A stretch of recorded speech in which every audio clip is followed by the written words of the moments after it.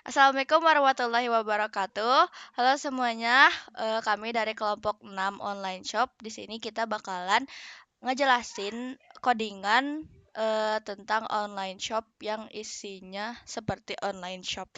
Kita perkenalan dulu sebelumnya. Nama saya Keisha Silva Muharam dengan NIM 202400500126. Selanjutnya dilanjut sama teman-teman saya. Boleh perkenalan?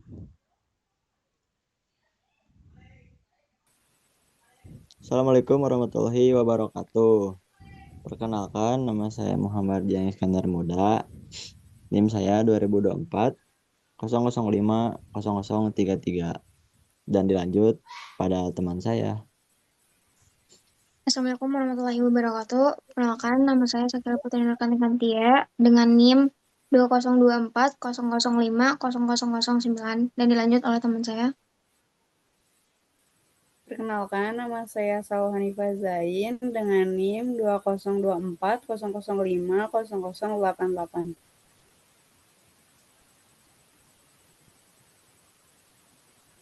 Oke, Assalamualaikum warahmatullahi wabarakatuh. Nama saya Saksa Putri Nabila Oktavia dengan NIM 202400500027. Oke, kita mulai dari Iyang untuk menjelaskan yang pertama.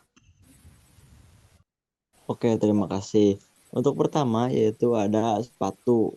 Jadi sepatu itu ada itu tuh yang sebelahnya itu teh yang namanya teh list. Jadi menggunakan list dari tuple, terus yang kayak tutup kurung itu teh atau buka kurung itu teh untuk memudahkan penyimpanan dan mengelola data produk dalam satu tempat.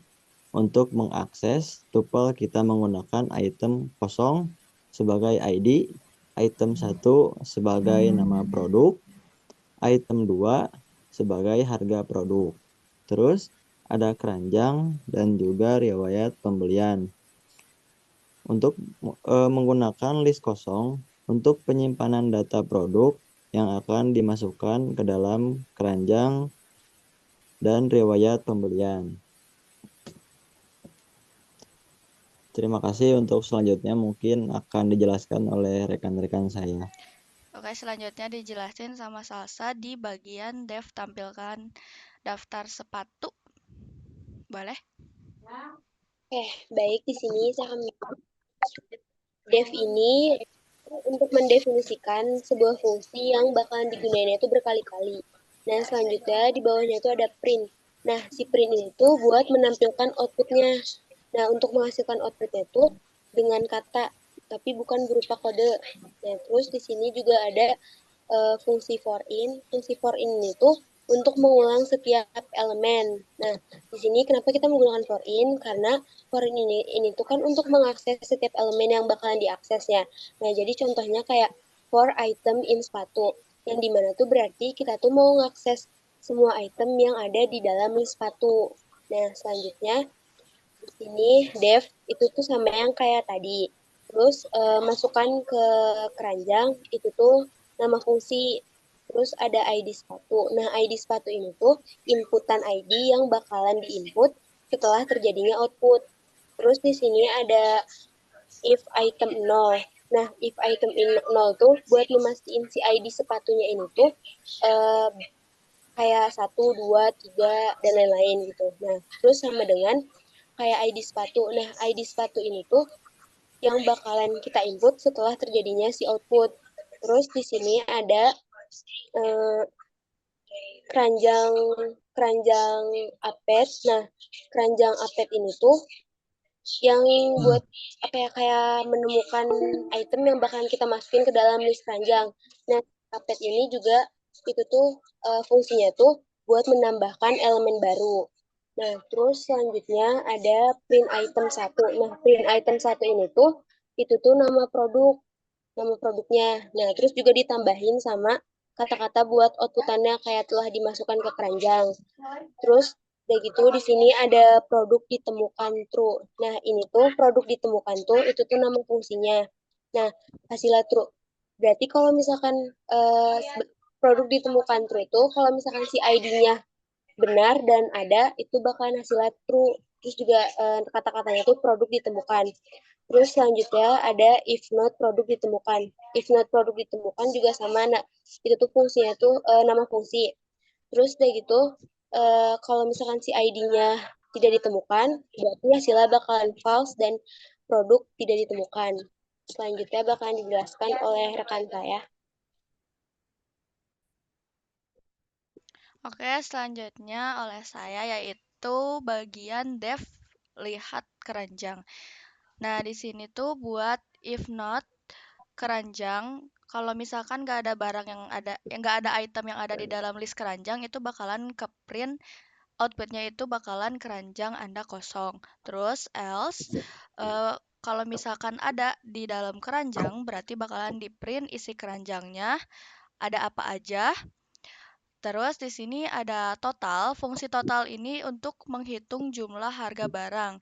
Jadi kita nanti bakalan di bagian ini kita bakalan menambahkan fungsi total 0 ini dengan item yang kita pilih. Jadi 0 ini bakalan ditambah sama harga barang yang kita pilih. Sama pengguna yang dipilih gitu. Terus di sini ada string. String item kedua. Gunanya itu buat mengubah dari integer ke dalam string. Karena di sini kalau di print itu harus menggunakan string biar bisa digabungkan ke dalam kalimat. Selanjutnya ada di checkout ini yaitu ada nah di sini ada if not keranjang, yang nggak ada di keranjang itu bakalan di print keranjang Anda kosong. Terus kalau misalkan ada di keranjang, berarti bakalan di print isi keranjang. Nah, yang itu. Terus kita bakalan lanjut ke konfirmasi. Konfirmasi ini tuh meminta si pengguna untuk mengkonfirmasi apakah pengguna bakalan menyelesaikan pembayaran atau tidak. Di sini ada konfirmasi lower, fungsinya itu buat apapun inputan yang dilakukan oleh pengguna, misal penggunanya itu nge-inputnya itu ya dengan huruf caps lock tetapi tetap YA tapi hasilnya bakalan tetap kecil. Jadi kebacanya tetap kecil.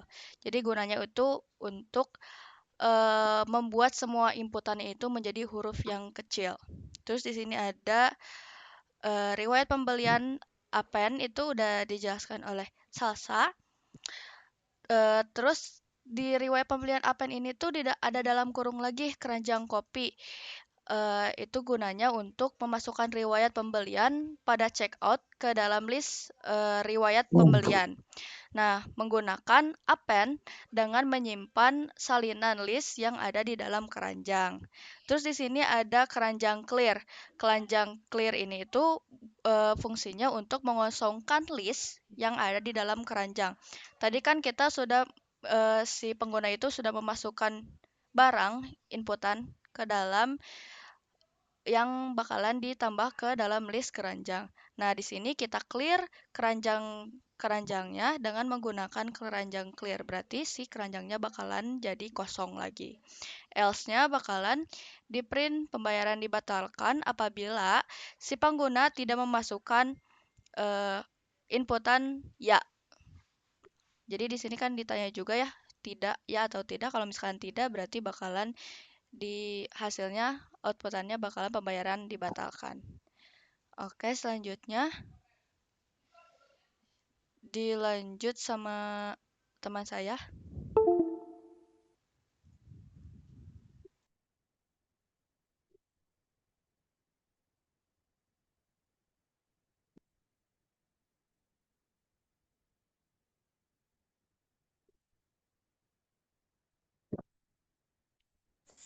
Oke, untuk dev batalkan pembelian, itu riwayat pembelian print, tidak ada pembelian yang dapat dibatalkan untuk else, print, dan di sini ada for item in riwayat pembelian negatif 1.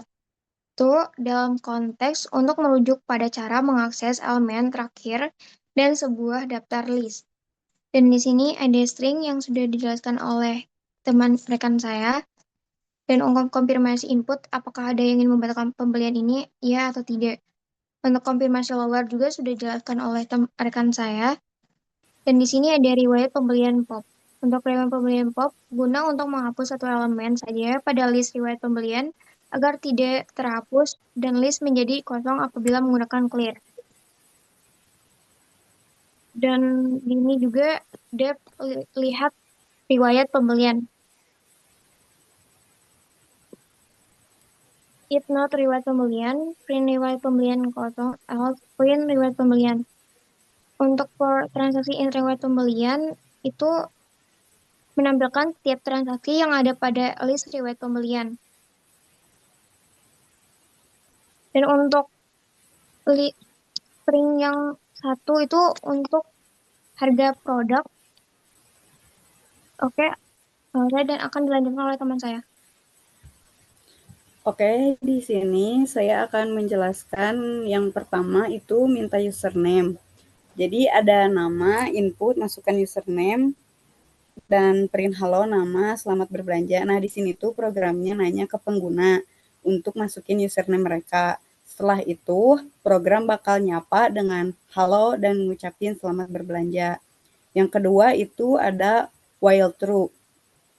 While true ini bikin program terus tanpa berhenti sampai bertemunya break, sampai kita bilang berhenti. Jadi pengguna bisa terus milih menu sampai mau keluar. Nah, yang ketiga ini ada menu pilihan. Di sini kan ada 6 pilihan ya. Di dalam loop program nunjukin menu pilihan yang ada 6 opsi yang bisa dipilih. Ada shop, lihat keranjang, check out, batalkan pembelian, lihat riwayat pembelian, dan yang terakhir keluar. Nah, yang keempat itu input pilihan menu. Ada pilihan input pilih menu 1 sampai 6. Nah, program ini tuh nanya kayak kamu mau pilih yang mana. Jadi pengguna bisa masukin dari angka 1 sampai 6. Jadi sesuai yang dibutuhkan. Jadi ini bakal dipakai buat apa yang akan dilakukan selanjutnya gitu. Nah, terus komentar menggunakan while true ini untuk menjalankan loop sampai bertemunya break ya. Tadi yang udah dijelasin. Terus ada next-nya ini tampilkan daftar sepatu.